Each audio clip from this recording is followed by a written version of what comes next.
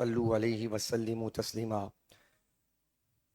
اللہم صلی علی محمد صاحب وجہ الانور والجبین الازہر صلاۃ و سلام علیک یا رسول اللہ وعلی آلک و اصحابک یا حبیب اللہ۔ آپ تمام حضرات نے اپنی اپنی جناب سے قربانی کا فریضہ ادا کیا۔ اللہ تعالیٰ کی بارگاہ میں دعا گو ہوں کہ اللہ تعالیٰ ہم سب کی طرف سے ہماری قربانیوں کو قبول فرمائے۔ حضرت ابراہیم علیہ السلام کے قربانی کے صدقے ہماری قربانیوں کو قبول فرمائے۔ قربانی کا تیسرا دن ہے۔ قربانی کا لفظ ابھی بھی ہمارے ان فضاؤں میں اللہ تبارک و تعالیٰ نے اس کی صدائے بازگشت کو پھیلا رکھی ہے، یعنی آج کا دن بھی قربانی کا ہی دن ہے۔ تو جب لفظ قربانی ہمارے ذہنوں میں آتا ہے تو اس کا اصل مفہوم بار بار اس کی وضاحت آپ کے سامنے کرنے کی اپنی سی کوشش کی گئی کہ قربانی کا اصل مفہوم کیا ہے۔ قربانی قرب کو پانے کا ایک راستہ ہے۔ قربانی قرب کو پانے کا ایک راستہ ہے، اور قرب کس کا ہوگا؟ اللہ کا ہوگا۔ اور قرب جو ہے وہ بغیر کچھ چھوڑے میسر نہیں آتی۔ اگر کسی کا چاہیے تو قرب بغیر چھوڑے حاصل نہیں ہوتی۔ قرب کے لیے کچھ چھوڑنا پڑتا ہے، پھر قربت ملتی ہے۔ اور قربانی میں بھی آپ کو یہ تصور نظر آئے گا۔ تو بندہ مومن جو ہے اس کا ہر لمحہ ہجرت میں لگا ہوا ہے۔ یہ بندے مومن جتنے ہم تشریف فرما ہیں اس کا ہر لمحہ ہجرت کر رہا ہے۔ ہجرت میں وہ ایک لمحہ چھوڑ رہا ہے اور دوسرا لمحہ آگے بڑھ رہا ہے۔ تو کچھ چھوڑنے کا تصور یہاں بھی موجود ہے، کچھ چھوڑ رہا ہے تو بڑھ رہا ہے۔ قربانی میں جو قرب ہے یعنی کہ ہم اللہ کے قریب جا رہے ہیں ملنے، ملاقات کرنے، تو یہاں بھی آپ دیکھیے کہ یہ معنی موجود ہے کہ ہجرت میں سانس کی ڈوری ہے، ایک سانس چھوٹ رہی ہے، آگے بڑھ رہے ہیں۔ تو قرب میں کچھ چیز چھوڑنی پڑتی ہے، چھوڑیں گے نہیں تو قرب نہیں ملتا۔ اگر حضرت ابراہیم علیہ السلام کی زندگی میں دیکھیں تو اگر اسی قربانی کو لیں تو حضرت اسماعیل نے اپنے بیٹے کی قربانی دی، یعنی ان کو چھوڑنا تھا نا۔ قربانی کرنے کا مطلب یہ تھا، ان کو ذبح کرنے کا مطلب تھا ان کی زندگی ختم ہو جائے۔ وہ میرے ساتھ جو کھیل رہے ہیں، ٹائم اسپینڈ کر رہے ہیں، میرے گھر میں موجود ہیں، میں ان کو دیکھتا ہوں، تو اس قربانی کے بعد تو وہ دنیا سے چلے جائیں گے۔ قربانی میں آپ دیکھیے گا کہ میں اسماعیل کو چھوڑوں گا تو اللہ کا قرب ہے۔ یہاں بھی دیکھیں آپ، چھوڑنے کا معنی پایا جا رہا ہے۔ قربانی کا اصل مفہوم سمجھیے۔ قربانی کیا چیز ہے؟ آپ کے پاس حسین جانور آیا، آپ کو انسیت ہو گئی، پیار ہو گیا، آپ نے اسے ذبح کر دیا، اسے چھوڑ دیا، ختم ہو گیا۔ جو آپ لے کر آئے تھے چاند رات کے دن، آپ کے گھر کے سامنے بندھا تھا، اسے آپ چارہ ڈال رہے تھے، آپ اسے کھلا پلا رہے تھے، تو آپ نے اگلے دن کیا کیا؟ اسے چھوڑ دیا، یعنی اسے آپ نے ذبح کر دیا۔ جب آپ نے ذبح کر دیا تو وہ چھوٹ گیا۔ اب یہیں سے قربانی ہے کہ جب چھوٹا تو اللہ کا قرب ملے گا۔ قربانی کا جو معنی مفہوم ہے وہ سمجھ لیجئے۔ اب جس بندے کا حال جیسا ہوگا نا، ہر بندے کا حال مختلف ہے۔ کوئی بہت زیادہ قربانی دے سکتا ہے، کوئی چھوٹی قربانی دیتا ہے، کوئی دیتا ہی نہیں ہے۔ تو ہر بندے کے احوال مختلف ہیں۔ تو جیسا حال ہے نا بندوں کا، تو اللہ کی طرف سے ویسی ہی ڈیمانڈ ہے۔ اللہ تعالیٰ ہر ایک سے بیٹا نہیں مانگ رہا۔ تم کو اس کی سمجھ آ رہی ہے وہاں مفہوم؟ قربانی کا اصل مفہوم سمجھے نا کہ قربانی کی ہم بیٹھتے کس لیے ہیں؟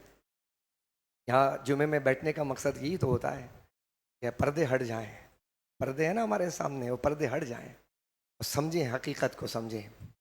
تو ذات ذی وقار، تو آپ دیکھیں کہ جس سطح کا بندہ ہوگا نا، بندے کا حال ہوگا، ویسی اللہ کی طرف سے اس کی ڈیمانڈ ہوتی ہے۔ اب دیکھیے کہ قربانی دینی کس کے لیے ہے؟ ذات حق کے لیے دینی ہے قربانی. کس کے لیے قربانی دینی ہوتی ہے؟ کوئی بھی قربانی آپ دیتے ہیں، ہم دیتے ہیں، کس کے لیے دیتے ہیں؟ ذات حق کے لیے، ذات باری تعالیٰ کے لیے، اس کے لیے قربانی ہے. تو ذات حق کی جتنی معرفت ہوگی نا، کیا؟ ذات حق کی جتنی معرفت، خدا کی پہچان جتنی زیادہ ہوگی نا، اتنی ہی زیادہ قربانی دے گا بندہ.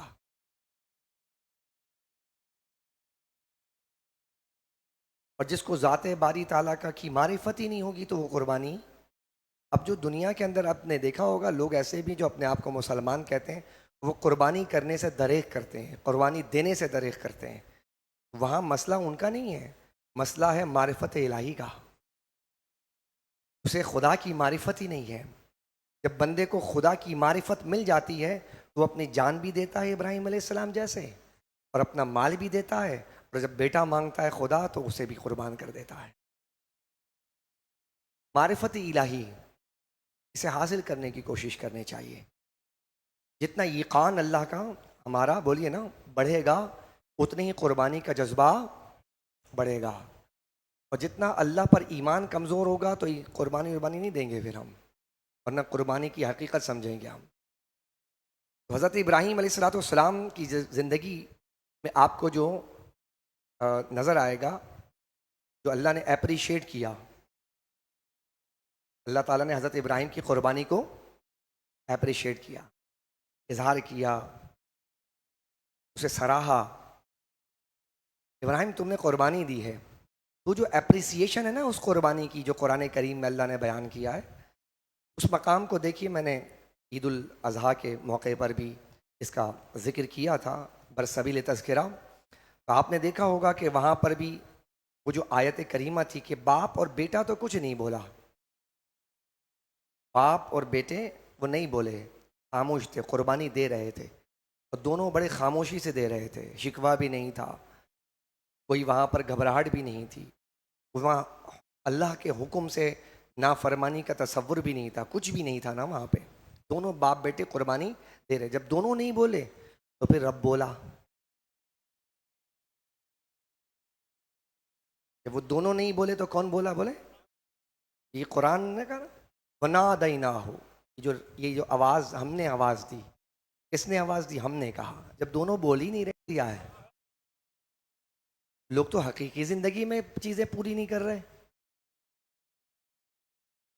لوگوں سے تو ہم کہتے ہیں کہ تو نماز کے لیے آ، یعنی کہ فزیکل لائف میں آ یہ کر، تو یہ تو فزیکل لائف میں نہیں آتا ہے. ہم نے تو صرف ایک خواب دکھایا تھا. خواب تو لوگ دیکھتے رہتے ہیں، لیکن ابراہیم تو مقام بندگی میں کہاں فائز ہے. یہ خواب کو بھی تو نے، یہ اپریسیشن جو تھی نا وہ غور کرنے والی ہے. کہ اب میں یہاں پر ایک جو بات عرض کرنا چاہوں گا اگر آپ کی اجازت ہو تو، کہ جب بندہ اس مقام پر پہنچ جاتا ہے اور جو قرآن کہتا ہے ابراہیم تو نے خواب بھی سچا کر دیا، تو بندہ مومن جو ہے وہ ہوتا ہے جو خیال کو حقیقت کا روپ دے دیتا ہے. بندہ مومن وہ ہے جو خیال کو حقیقت میں لے آتا ہے، خیال کو، خواب کو حقیقت میں لے آتا ہے. ہمارا حال یہ ہے کہ ہم نے حقیقت کو خیال بنا دیا ہے. یہ فرق ہے ہمارے اور بندہ مومن. بندہ مومن سے جو ڈیمانڈ ہے نا وہ خیال کو حقیقت بناتا ہے. بھائی قرآن شریف میں یہی ہے نا مضامین جو میں نے آپ کے سامنے عرض کیے، وہ یہی ہے نا کہ خواب دکھایا تھا، تو خواب تو خیال ہے نا. خواب کو حقیقت کا روپ دینا یہ بندہ مومن کا وہ مقام اور کمال ہے.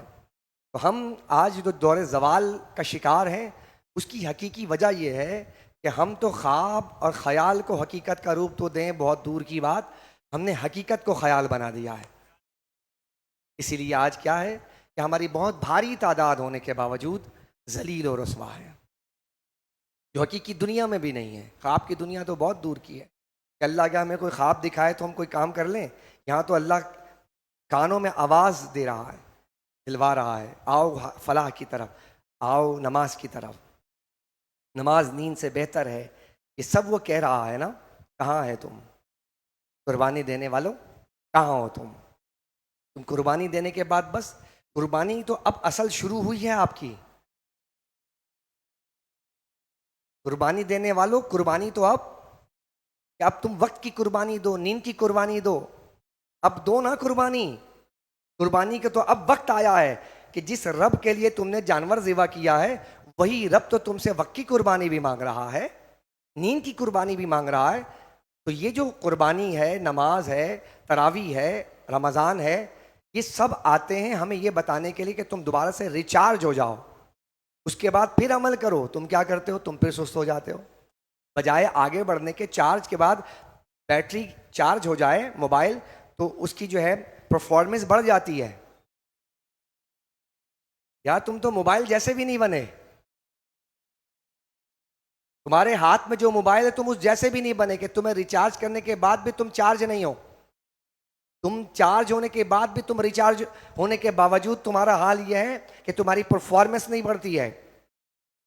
تو حضرات ذی وقار، قربانی آپ نے کر لی ہے، اب پرفارمنس بڑھ جانے چاہیے. اب ہماری، اب ہم زیادہ سے زیادہ عبادت کریں، تب تو حقیقت میں قربانی ہم نے کی ہے اور قربانی کا اصل مفہوم حاصل کیا ہے. ورنہ قربانی محض رسم رہ جائے گی. رگوں میں وہ لہو باقی نہیں ہے، وہ دل وہ آرزو باقی نہیں ہے. نماز و روزہ و قربانی و حج یہ سب باقی ہیں، تو باقی نہیں ہے. اپنے آپ کو باقی کیجئے. اور جمعہ میں جس طرح تشریف لائے آپ، تو صرف سنیے مت بلکہ اس کو دل میں اتاریے. کہ جو ہماری بیماری لگ گئی ہے نا، سننے کی بیماری، خوب سننا ہے، خوب سننا ہے، بہت سننا ہے. موبائل میں بھی سننا ہے، تقریر بھی سننی ہے، اس کی بھی سننی ہے. سننے کے ساتھ ساتھ دل میں اتارنے کا بھی اپنے اندر جذبہ پیدا کیجئے. جب تک اندر بات اترے گی نہیں، بات بنے گی نہیں. اب دیکھیے، یہاں تک تو بات آ گئی قربانی کی. اب یہ جو پیغمبر ہیں حضرت ابراہیم علیہ السلام، اب یہاں پر ایک نقطہ اور ہم قرآن کے حوالے سے سورہ احقاف کی آیت نمبر 35 میں نے تلاوت کی ہے. اس میں اللہ تعالیٰ، اللہ کے کتنے پیغمبر ہیں؟ 1,24,000 کم و بیش پیغمبر ہیں، کم و بیش. ان میں سے بہت کثیر تعداد حضرت ابراہیم علیہ السلام کی اولاد میں آئی. جد الانبیاء ہیں آپ، کیونکہ 2 نسلیں آپ سے آئیں، حضرت اسحاق سے حضرت یعقوب ہیں، اور یعقوب سے پھر بنی اسرائیل کا ایک سلسلہ چلا. بعض لوگوں نے تو یہاں تک لکھا ہے کہ بنی اسرائیل میں 1,00,000 تک پیغمبر آئے. تو کتنی بڑی تعداد ہے جو حضرت ابراہیم علیہ السلام کی اولاد میں آئی. ادھر حضرت اسماعیل، بنی اسماعیل میں جو آخری پیغمبر ہیں حضرت محمد رسول اللہ صلی اللہ علیہ وسلم، تو آپ علیہ الصلاۃ والسلام بھی حضرت ابراہیم علیہ السلام کی اولاد میں آئے. اتنے سارے پیغمبر آئے تو اللہ تعالیٰ نے فرمایا اپنے حبیب کو، اصبر، آپ صبر کیجئے. تم صبر کرو اے محبوب، تم صبر کرو.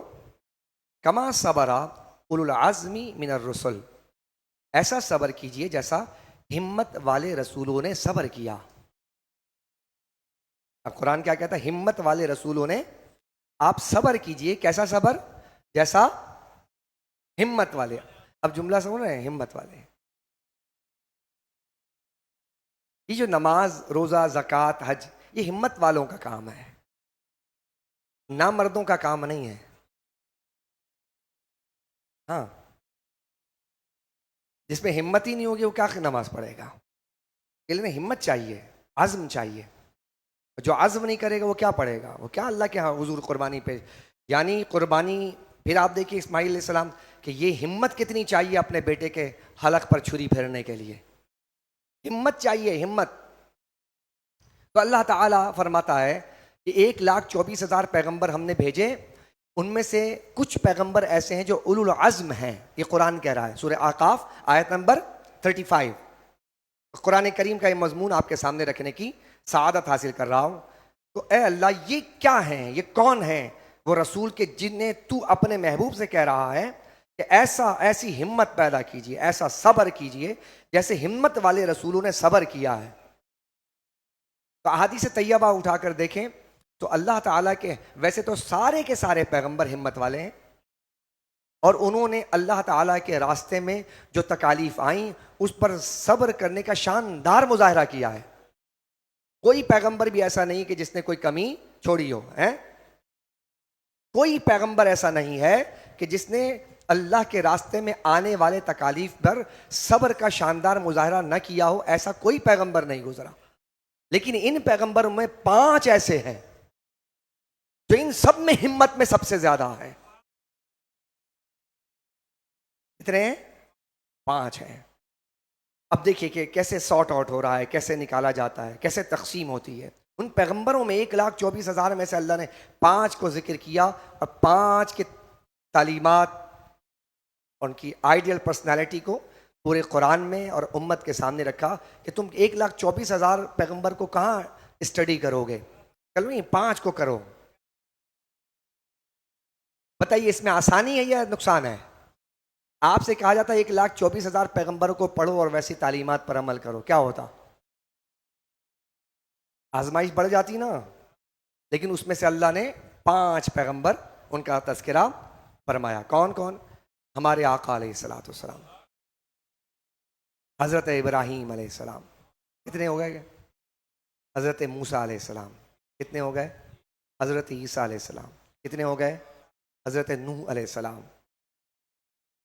اب یہ جو پیغمبر ہیں جنہوں نے شاندار مظاہرہ کیا، یہ ہمت والے جو نبی ہیں، یہ وہ رسول ہیں جنہوں نے انتہائی سخت حالات میں بھی غیر معمولی صبر، استقامت اور عزم کا مظاہرہ کیا.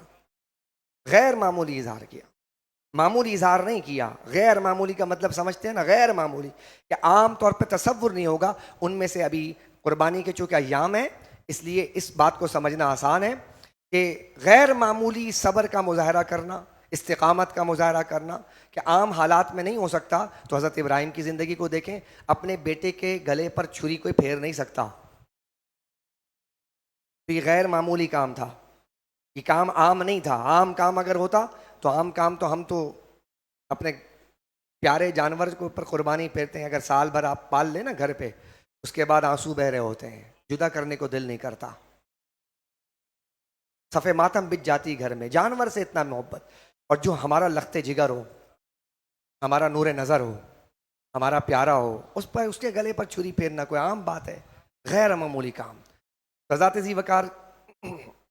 یہاں سے ایک بات پتہ چلی، یہ اولو العزم جو پیغمبر ہیں ان کی تعداد کتنی ہے؟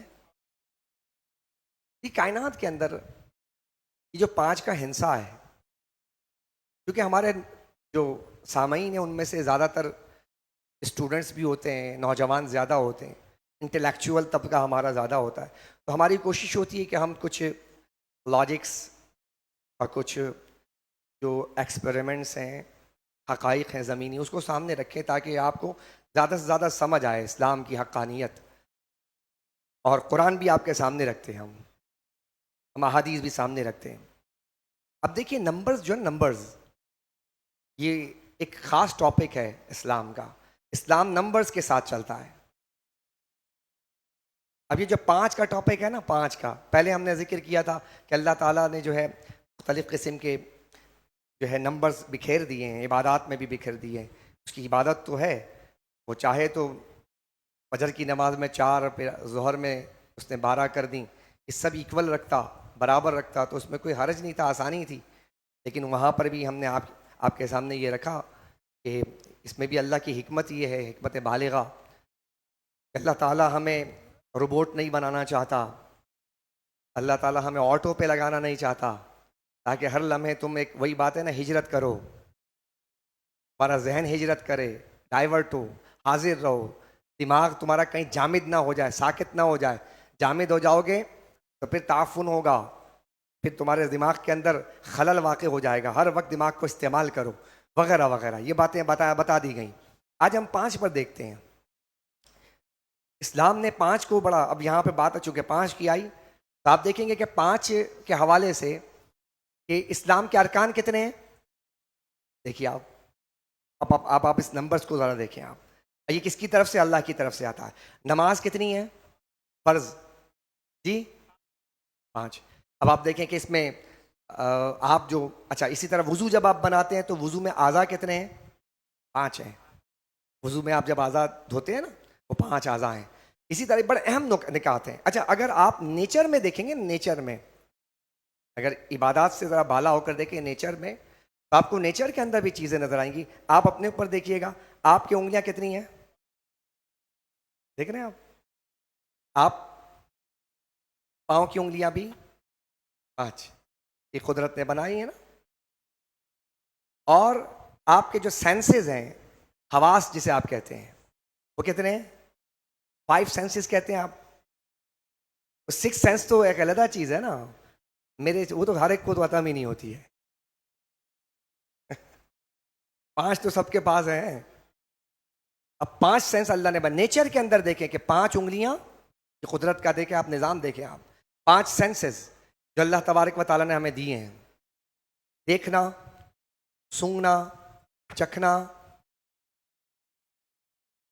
ارے ذرا زور سے بولو بھائی، سن رہے ہو کہ نہیں؟ میں دیکھنا چاہتا ہوں، سن رہے ہیں سب؟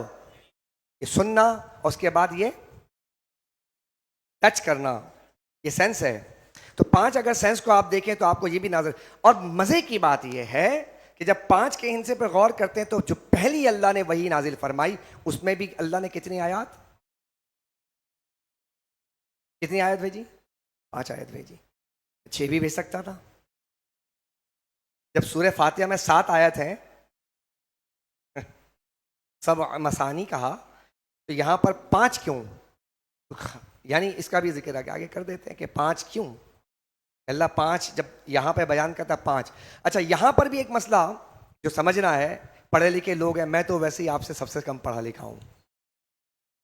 کوشش کرتا ہوں کہ کچھ پڑھوں آپ لوگوں کے سامنے بیان کرنے کے لیے. مجھے زیادہ پڑھنا پڑتا ہے کیونکہ زیادہ پڑھے لکھے لوگوں کے سامنے پڑھنا. اب میرے جیسا طالب علم جو ہے اس کو سمجھانا ایسے پڑھے لکھے لوگوں کو بڑا مشکل کام ہے نا. جہاں سننا نہ ہو، جہاں پہ سمجھنا نہ ہو. کہتا ہم تو زیادہ سمجھدار ہیں.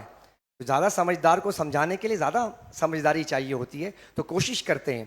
اب آپ ذرا غور کیجئے پہلی آیت پر. ہنس بھی رہے ہیں آپ لوگ، سمجھدار لوگ. زیادہ سمجھدار ہیں آپ لوگ. آپ میں کم سمجھدار ہم ہیں، لیکن کوشش کرتے ہیں. آخر میں پیغام بھی دیں گے، کوشش کرنے والا من جدہ وجدہ. جو کوشش کرتا ہے وہی پہنچ جاتا ہے، جو کوشش کرتا ہے وہی منزل کو پاتا ہے. ہم تو کوشش کرنے والوں میں سے ہیں. کوشش کرنے والے ہمیشہ منزلوں کو پہنچتے ہیں. تو پہلی وہی آپ اس میں غور کیجئے کیا فرمایا؟ اقرا. آگے بسم ربی، یہ آیت مکمل ہے. اقرا بسم ربک الذی خلق. اب پوری دنیا نے کیا کیا؟ اس دنیا کا مسئلہ کیا بنا؟ اس دنیا کا مسئلہ یہ بنا اس وقت کہ دنیا نے اقرا لے لیا. دنیا نے کیا لیا؟ اور اقرا کا کیا معنی ہے؟ پڑھ، پڑھ، تعلیم حاصل کر. جب پڑھائی ہوگی تو شعور آئے گا، آگہی آئے گی. تو پڑھ. تو اللہ نے کہا اقرا. اب دنیا نے اقرا لے لیا، مغرب نے بھی اقرا لے لیا، یونیورسٹی بنا دی، کالج بنا. کہا اقرا. اسی اقرا سے چلے وہ، اور اسی اقرا کو کہنا کہ اب ہم بھی پڑھیں گے. ڈارک سینچریز جو تھی 19 کی، جہاں تعلیم نہیں تھی ان کے پاس، یہ بعد میں ان کے پاس آیا. یہ بھی ہسٹری ہے ہماری. اگر یعنی ہماری کیا ہے، ان کی ہسٹری ہے. ہمارے پاس تو اقرا اس وقت آیا 1400 سال پہلے آیا تھا.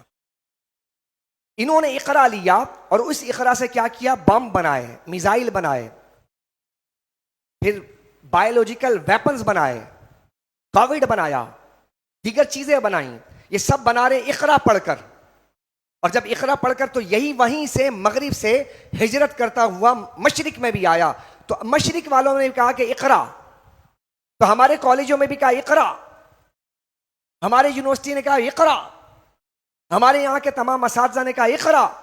تو ہم نے کہا او اقرا پڑھنے والے ٹھہر. یہ قرآن کا تصور نہیں تھا کہ اقرا، یہ مغرب نے صرف اقرا لیا ہے، اسی لیے پوری دنیا میں ہنگامہ ہے. اقرا لینے والوں نے پوری دنیا کا امن برباد کر دیا. اقرا پڑھنے والوں نے پوری دنیا میں بربادی پیدا کر دی.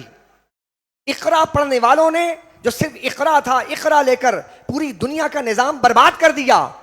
تو اے مالک، تو نے صرف اقرا نازل کیا تھا، تو اے مسلمان، اے ایمان والے، تیرے لیے صرف اقرا نہیں تھا. اس دنیا کا مسئلہ ہی یہی ہے کہ اقرا کو علیحدہ کر دیا، بسم ربک الذی کو علیحدہ کر دیا. رب نے کہا اقرا جب بسم ربک الذی سے ملتا ہے تو امن آتا ہے، سکون آتا ہے. تمانیت آتی ہے، اطاعت آتی ہے، فرما برداری آتی ہے، مخلوق خدا کی خدمت آتی ہے۔ جب اقرا بسم ربک الذی سے علیحدہ ہوا تو دنیا برباد ہو گئی۔ مصطفیٰ نے اقرا بسم ربک الذی کے ساتھ جب قوم تیار کی تو ابو بکر بن گیا، عثمان بن گیا، علی بن گیا، عمر بن خطاب بن گیا۔ جب اقرا بسم ربک الذی سے ملتا ہے تو ابو ہریرہ بنتا ہے، اقرا بسم ربک الذی سے ملتا ہے تو حضرت عبداللہ ابن مسعود بنتے ہیں، جو دنیا کو، پوری کائنات کو نظام دیتے ہیں۔ کہہ دیجئے سبحان اللہ۔ تو ہم صرف اقرا نہ کریں، اقرا کے ساتھ بسم ربک الذی بھی ہے، اور یہی معرفت خدا ہے۔ اسی کی تو بات کی ہے آپ سے، قربت کس کی؟ جب ہم کہتے ہیں قربانی، آپ سے بھی ہم پوچھتے ہیں آپ نے کی قربانی، تو آپ کے ذہن میں سوال آئے گا نا، قربانی تو کس کا قرب؟ قربانی کس کا قرب؟ پوچھیں اپنے آپ سے، یہ جو چھری پھیر رہے کس کے لیے؟ یہ سوال پوچھیں اپنے آپ سے، کس کے لیے؟ تو اگر یہ بسم ربک الذی کا تصور ہٹ جائے تو جواب نہیں ملے گا۔ بسم ربک الذی کا تصور آ جائے تو پھر کہیں گے اسی کے لیے جس کے لیے ابراہیم نے کیا تھا۔ تو یہ تصور کو جدا کریں، یہ ٹاپک ہے پورا، اس پر ایک جمعہ پڑھانے کی ضرورت ہے۔ اقرا بسم ربک کہ اس کو جوڑا جائے۔ آج دنیا نے علیحدہ کر دیا۔ آپ اپنی قربانی پیش کر رہے ہیں جانور کی، اور اسی دن یعنی جس دن قربانی آپ دے رہے ہیں، انہی دنوں میں توجہ چاہوں گا، آپ کی میں توجہ چاہوں گا، آپ کے سماعتوں کا منتظر حضرات، ذرا دل کے کانوں سے سنیے گا۔ جس وقت آپ اپنے جانور کی قربانی دے رہے تھے تو اہل غزہ اپنے اپنے اسماعیل کی قربانی دے رہے تھے، اپنے اپنے نہیں، اپنے اپنے اسماعیل کی قربانی دے رہے۔ روزانہ حملے کیے اسرائیل نے، روزانہ مارا ہے بچوں کو۔ یہ اسماعیل لے لے کر وہ اپنے قربانیاں پیش کر رہے ہیں، تم تو جانور کی قربانی دے کر کے تم مست ہو گئے، تو ان کو بھولیں۔ تو یہ دنیا کا نظام کیوں کہ وہاں پر یعنی وہ نہ بقرعید دیکھتے ہیں، نہ رمضان دیکھتے ہیں، نہ عید دیکھتے ہیں، نہ وہ بڑی راتیں دیکھتے ہیں، وہ فقط یہ دیکھتے ہیں، انہیں منہ لگ گیا ہے مسلمانوں کے خون کا۔ مسلمان ہے کہ وہ آمادہ ہی نہیں ہے اس بات پر کہ وہ اپنے دشمن، حقیقی دشمن کو پہچانے۔ ہم تو صدا لگائیں، ہمارا کام صدا لگانا، ایفرٹ مانگا اللہ نے۔ آپ کہتے ہوں گے کہ یہ ممبر و محراب سے صدا، ممبر و محراب سے صدا اس لیے لگائی جاتی ہے کہ قیامت میں یہ نہیں پوچھا جائے گا کہ کتنوں نے عمل کیا تھا کہ کتنے نے نہیں کیا تھا، صرف اتنا پوچھا جائے گا پیغام پہنچایا تھا۔ تو قیامت کا سوال نتیجہ نہیں ہے، قیامت کا سوال ایفرٹ ہے۔ رب ایفرٹ پوچھے گا، جوانی دی تھی کیا کیا، مال دیا تھا کہاں لگایا، علم دیا تھا کتنا عمل کیا، یہی پوچھے گا نا، نتیجہ تو نہیں پوچھے گا کہ جو میں نے دیا تھا اس کے نتیجے کے طور پہ تو نے کیا کیا۔ نتیجہ یہ ہے کہ ہم نے جو دیا تھا کیا کیا تو نے اس کا، راتیں کالی کر لی تو نے، تجھے اتنی عقل دی تھی، کاروبار میں تو اتنا فاسٹ تھا، تجھے امت کے بارے میں شعور نہ آیا۔ جس امت کے لیے تیرا نبی روتا تھا اس امت کے لیے تو نے کچھ نہیں کیا، تو اتنا مفاد پرست تھا، اتنا خود غرض تھا کہ تو نے اپنے آپ سے، یعنی میں آپ سے عرض کروں اگر قربانی مجھے اجازت دیجئے تو مجھے بہت زور زور سے خیالات آ رہے ہیں۔ قربانی کس چیز کا نام ہے کہ قربانی اگر جب آپ کرتے ہیں تو آپ اپنے وجود سے جب تک باہر نہیں نکلیں گے قربانی نہیں ہے۔ شاید بھاری جملہ ہو گیا، قربانی اپنے وجود سے باہر نکلنے کا نام ہے۔ نہیں سمجھے آپ؟ پھر ارے سمجھو، اگر انسان اپنے وجود کے دائرے میں رہے گا تو میرا بیٹا ہے، میرا بیٹا ہے، میں کیوں قربان کروں، یہ ہے اپنے ذات کے حصار میں بند ہونے کا نام۔ کہا کہ میرا نہیں ہے تیرا ہے۔ آئے ہائے ہائے،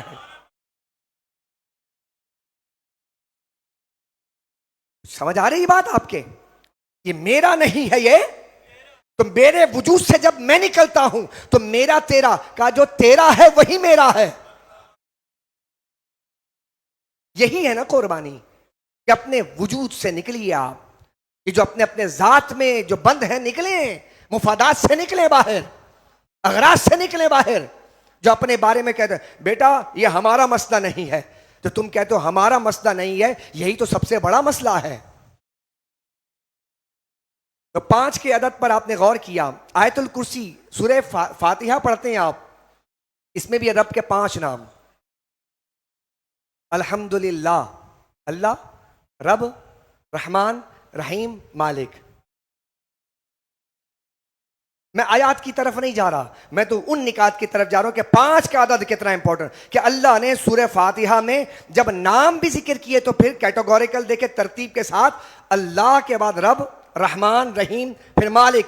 اللہ نے بھی وہاں 5. آیت الکرسی اس میں بھی اللہ نے اپنے نام کا ذکر کیا، جس میں اللہ پاک فرماتا اس میں اسم اعظم ہے، اس میں بھی اللہ نے اپنے 5 نام ذکر فرمائے. 5 کا عدد چل رہے ہیں، 5 کے عدد پر یہ جو 5 سینس ہیں 5 کے عدد پر چلتے ہیں. اسی طرح حج کے کتنے دن ہیں؟ 5 دن ہیں. حج کے کتنے دن ہیں؟ 5 دن ہیں. اسی طرح اخلاق دیکھیے آپ، تو اخلاق بھی 5 ہے. جس ساری بنیادیں اخلاق کی جو تقسیم کی اللہ نے وہ 5 ہیں. صدق ہے، امانت ہے، حیا ہے، حلم نرمی ہے، اور عدل و احسان ہے. یہ 5 بنیاد ہے. یعنی حیا یعنی اخلاق بھی 5 ہیں.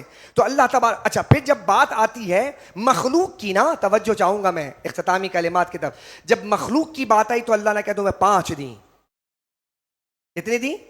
یہ 5 کے اس میں تمام یعنی نمبرات میں اللہ نے اس کو ڈیوائڈ کر دیا. لیکن جب بات اپنی آئی، خدا کی خدائی کی آئی، تو کہا 7. 7 کثرت کی دلالت کرتا ہے. یہ بتایا کہ 7 بہت ہوتا ہے.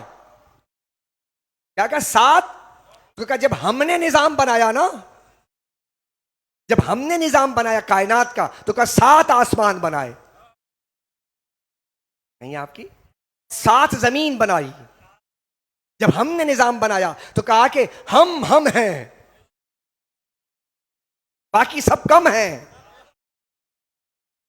تو کہا کہ ہم ہیں تو رب جیسا کوئی نہیں ہو سکتا. کہا کہ مخلوق ہم تو وہ ہیں کہ جو کثرت پہ یعنی لامحدود ہیں، لیکن تجھے 5 دیا تاکہ مینج کر سکے. 5 دیا، کم دیا، 2 کا حصہ کم دیا، تاکہ تو کم ہے، تاکہ تو اس کو مینج کر. مخلوق ہے نا، کمزور ہے، تو مینج کر سکے، تجھے مینج کرنا آسان ہو. ہم تو 7 کیا 7 لاکھ 7 کروڑ بھی مینج کر لیں گے، چونکہ ہم اللہ ہیں. اسی لیے جب اللہ اپنی عبادت کی بات کرتا ہے تو کہتا ہے کہ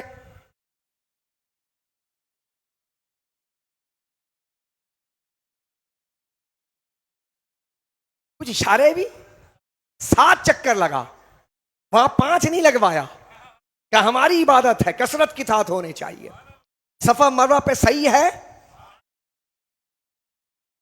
اور کہا کہ جب سجدے ادا کرے گا تو چونکہ میرے پاس آ رہا ہے نا، تو کہا کہ 2 گھٹنے بھی لگے، 2 ہاتھ بھی لگے، 2 پاؤں بھی لگے، اور 1 پیشانی بھی لگے. 7.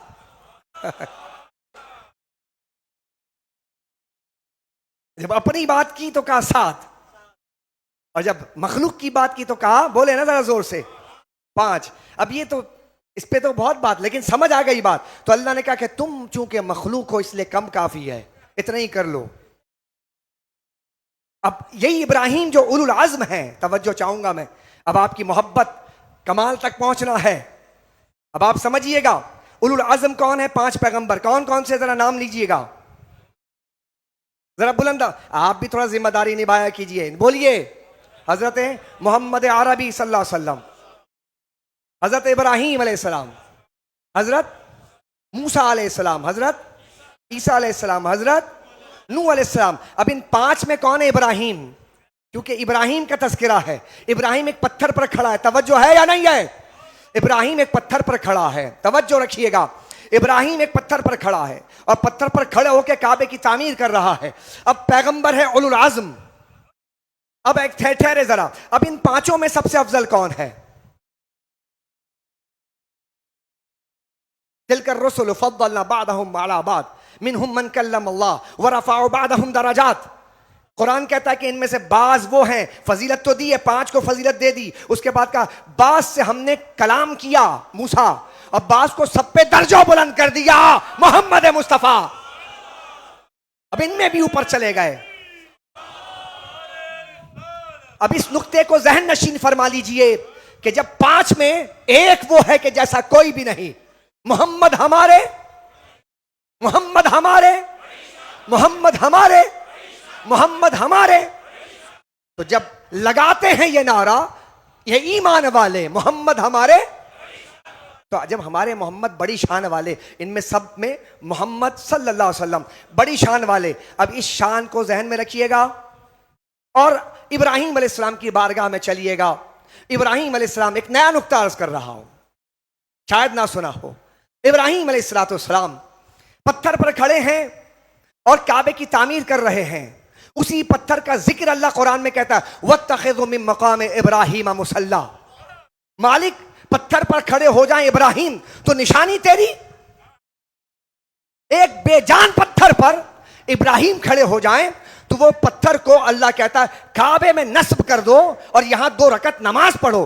ابراہیم اگر پتھر پر کھڑے ہو جائیں، اے پتھر اگر تو ابراہیم اٹھا لے، توجہ توجہ، اے پتھر اگر تو ابراہیم کو تھوڑی دیر کے لیے اٹھا لے تو اللہ کی نشانی. تو اب آپ سے میں عرض کرنا چاہوں گا، آؤ سارے غلامان مصطفیٰ بارگاہ مصطفیٰ میں چلو.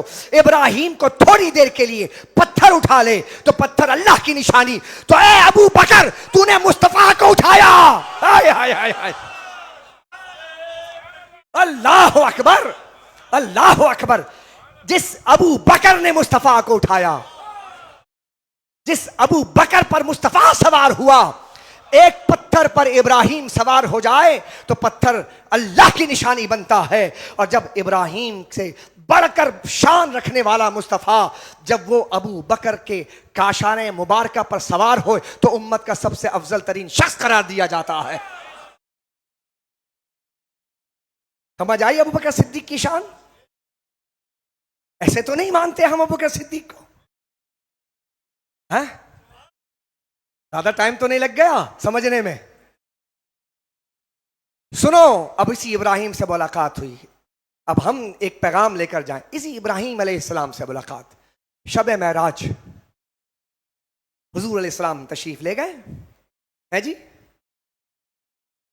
آج کل تھوڑے سے دبئی کی ذرا پٹائی شٹائی ہوئی تو انویسٹر پریشان، مال ڈوب جائے گا. پلاٹنگ کروائی تھی، بڑا تھا ماشاءاللہ، سمجھدار لوگ.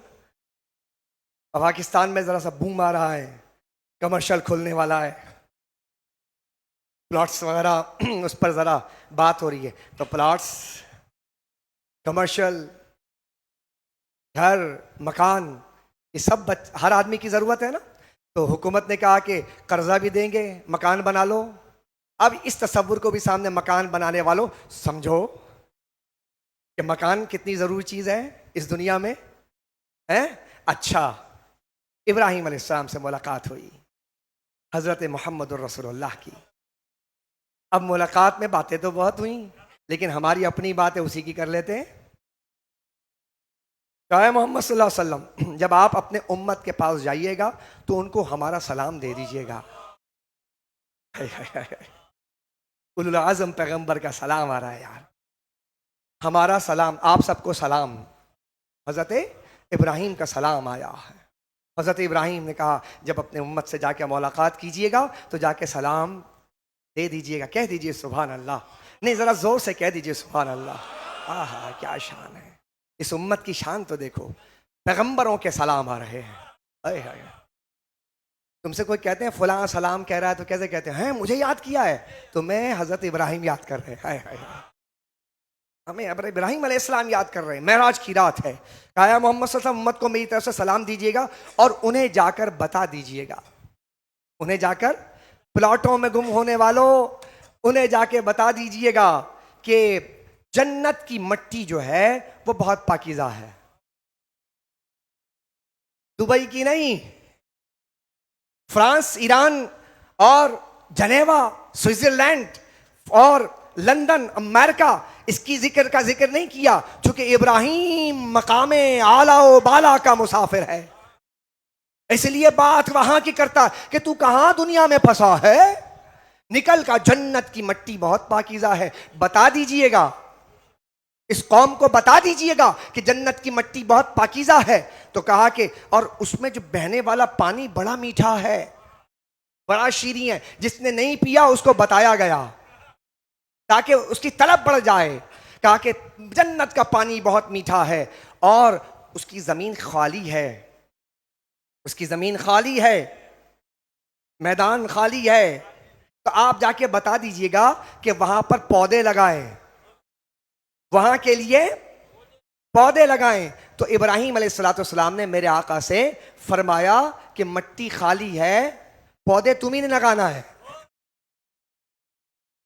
وہاں پر جو آپ نے اناج لینا ہے تو پودے آپ نے لگانا ہے۔ کہا کہ وہاں کی مٹی جو پاکیزہ ہے، زرخیز ہے، وہاں پر پودے جو لگائے جائیں گے وہ کیا ہے؟ کہا کہ وہاں کا پودا ہے سبحان اللہ، الحمدللہ، اللہ اکبر، لا الہ الا اللہ۔ کہا کہ جب آپ کا امتی یہ کہے گا نا تو جنت کا پلاٹ